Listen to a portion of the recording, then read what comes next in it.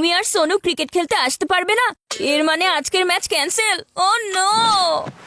অজানা কিছু কারণে চিকু, ভিকি আর সোনুর ক্রিকেট ম্যাচ ক্যান্সেল হয়ে গেছে, আর সেই সাথে চিকুর সেঞ্চুরির স্বপ্ন ভেঙে হয়ে গেছে চানাচুর। হ্যাঁ হ্যাঁ হ্যাঁ, ইয়ে! তোমার বাজে কথা বন্ধ না করলে তোমার দাঁতগুলো ভেঙে চানাচুর করে দিব। মা, জানো ভিকি আর সোনু আজকে ক্রিকেট খেলতে আসতে পারবে না, আর আমার পুরো ছুটির দিনটা নষ্ট হয়ে যাবে। মা, জানো আমার মিউজিক প্লেয়ার হঠাৎ করে খারাপ হয়ে গেছে, আর টুইঙ্কেলও এখন ওর বাসায় নেই। বলো না এখন তাহলে আমি কি করব? প্রবলেম তো তোমাদের দুজনের, তাই সলিউশনও তোমাদের দুজনের কাছে আছে, তাই না? এর মানে কি? এর মানে হলো দুজনে একসাথে ক্রিকেট খেলতে যাও। ক্রিকেট, তাও ওর সাথে? ও তো ঠিক মতো বলটাও ধরতে জানে না। আরে এই বল ধরার কি প্রয়োজন আছে? হ্যাঁ, ব্যাটিং তো আমিই করতে যাচ্ছি। Something is better then nothing. দুজনে হাত মিলিয়ে নাও, না হলে ছুটির দিনও হাত থেকে বেরিয়ে যাবে। ওকে।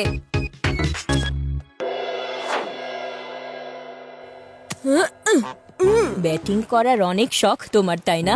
এমন ভাবে বল ছুড়ে দিব মাথা গোল গোল ঘুরতে থাকবে তোমার। বান্টি, আজ তোমার পায়ে ড্যান্সিং শু না, স্পোর্টস শু আছে। আজকে তুমি নিজে নাচবে না, বরং এই বলটাকে নাচাতে হবে।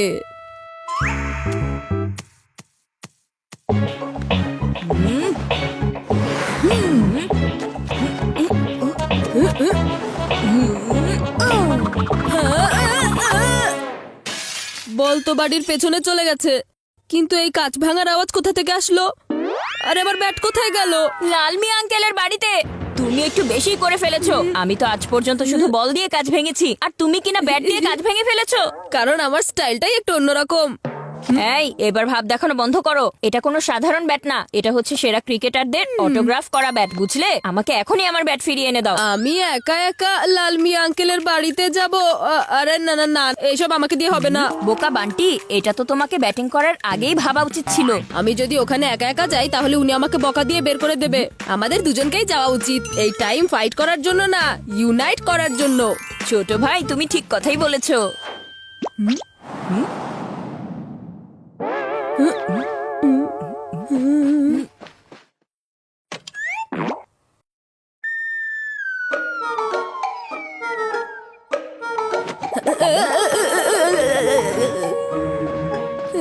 লালমি আঙ্কেল, আপনি কি বাড়িতে আছেন?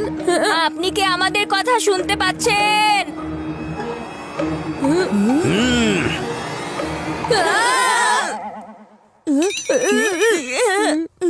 আমার নাম হচ্ছে লাল মিয়া। যে আমার কাজ ভাঙবে আমি তাকে কখনোই ছেড়ে দেব না। আজকে ছেড়ে দিন না আঙ্কেল, প্লিজ। আর কখনো এমন হবে না। আমাদের ব্যাট দিয়ে দিন না। কিসের ব্যাট? আমি তোমাদেরকে শায়েস্তা করব। হ্যাঁ, আরে হি হি বন্ধ করো। আমি তোমাদের বলটাও ছিনিয়ে নেব। এরপর তোমরা স্বপ্নে ক্রিকেট খেলতে থাকবে। এখন তোমরা যাবে নাকি আমি? যে করে হোক আমি আমার ক্রিকেট ব্যাট ফেরত চাই। আমরা এখান থেকে খালি হাতে যাব না। আমার কথা বুঝতে পেরেছো তুমি? হ্যাঁ, বুঝতে পেরেছি।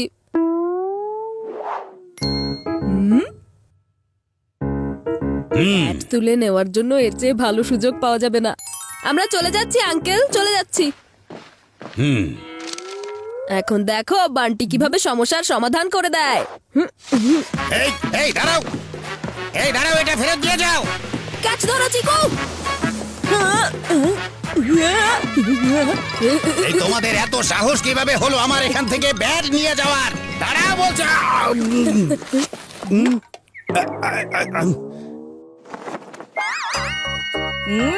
মাথা মোটা বান্টি, তুমি আবারও গড়বড় করে দিয়েছো।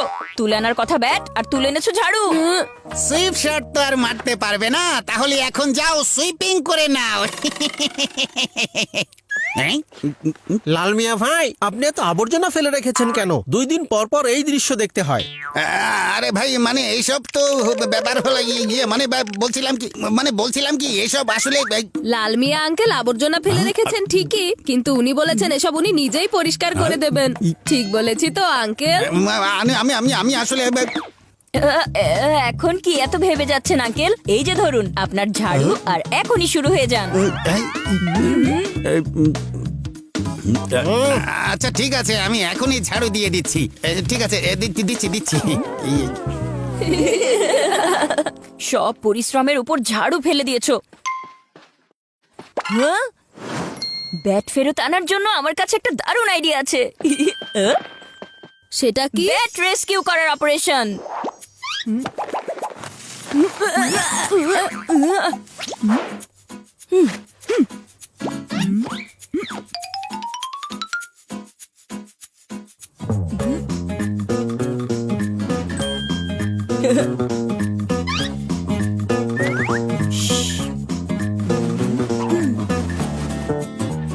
এসে গেছে।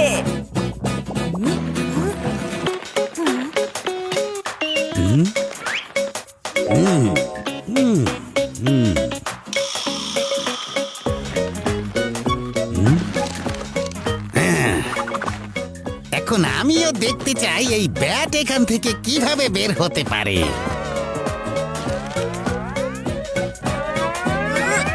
আরে এই ব্যাট বাইরে বের হচ্ছে না কেন? মনে হচ্ছে আরো জোরে এটা টানতে হবে। হয়তো ব্যাট নিশ্চয়ই কোথাও আটকে গেছে। হাত দিয়ে টেনে কোনো লাভ হবে না, মাথার বুদ্ধি দিয়ে টেনে বের করতে হবে। আইডিয়া!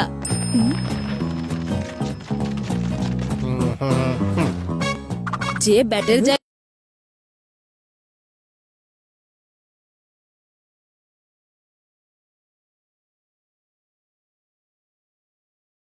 ঝাড়ু রেখেছে সে এখন বুঝবে ঠেলা। ব্যাটের জায়গায় পুরো ক্রিকেট কিটও যদি থাকতো সেটাও রেস্কিউ হয়ে যেত। মনে হচ্ছে ব্যাট বাতাসে ছুড়ে দিয়েও তোমার বুদ্ধি খোলেনি, তাই এখন নিজেই লাফালাফি করছো। Let's wait and watch.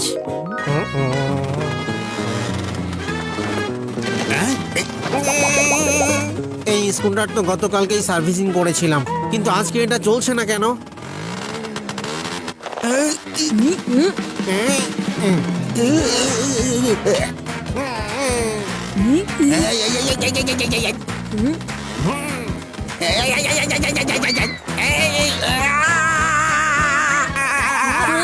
এটা তুমি কি করেছো বান্টি?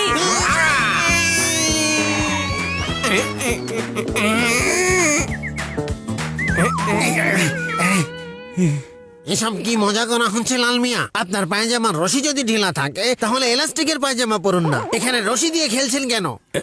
সরি সরি শিহাব ভাই, কিন্তু বুঝি না এসব লোক কোথা থেকে চলে আসে। প্রথমে আমাকে দিয়ে ঝাড়ু করিয়েছে আর তারপর আমাকেই ঝাড়ু বানিয়ে দিয়েছে। আমি আমার এই ঢিলা পায়জামার কসম দিয়ে বলছি, এই ব্যাট আমি এমন এক জায়গায় লুকাবো চিকু আর বান্টি কখনোই এটা খুঁজে পাবে না। হ্যাঁ,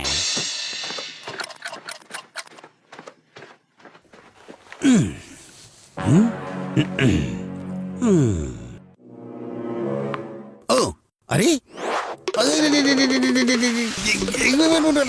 আরে এই চিকুর হাতে ব্যাট কোথা থেকে আসলো? মিস্টার লাল মিয়ার গোপন জায়গা আবারও জেনে যায়নি তো? এখনই গিয়ে চেক করতে হবে।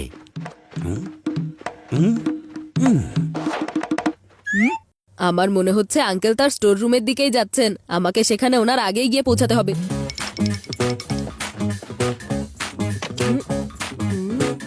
আরে এই ব্যাট কোথায় লুকিয়ে রেখেছেন উনি?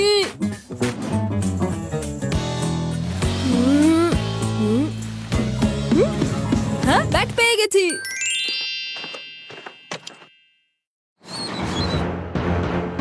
আরে তুমি এখানেও পৌঁছে গেছো? তুমি এখানে তো চলে এসেছো, কিন্তু এখান থেকে বের হতে পারবে না।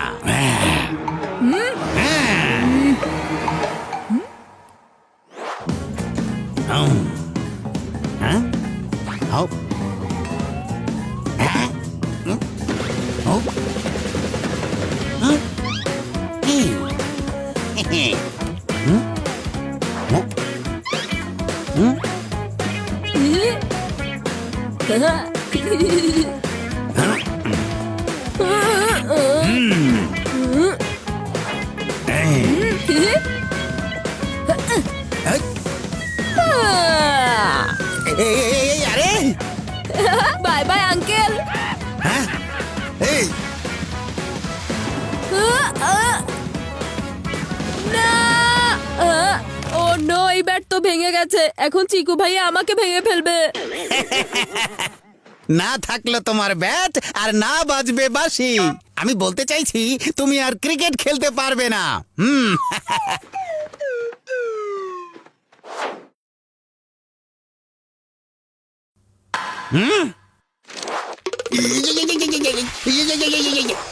হ্যাঁ?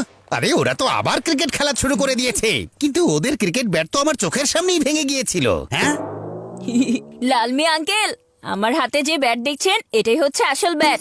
এটাতে আমার ফেভারিট ক্রিকেটারের অটোগ্রাফ আছে, আর যেটা ভেঙে গিয়েছিল সেটা আমার পুরনো ব্যাট ছিল। হ্যাঁ? লালমি আঙ্কেল, আপনি তো ক্লিন বোল্ড হয়ে গেছেন, আর আপনি সেটা জানতেও পারেননি।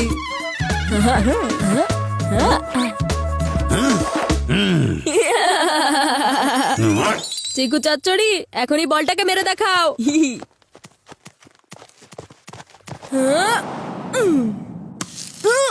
হ্যাঁ? এই, পালাও চিকু ভাইয়া, পালাও। আমার নাম হচ্ছে লাল মিয়া। আর যে আমার কাজ ভাঙবে তাকে আমি কখনো ছেড়ে দেব না।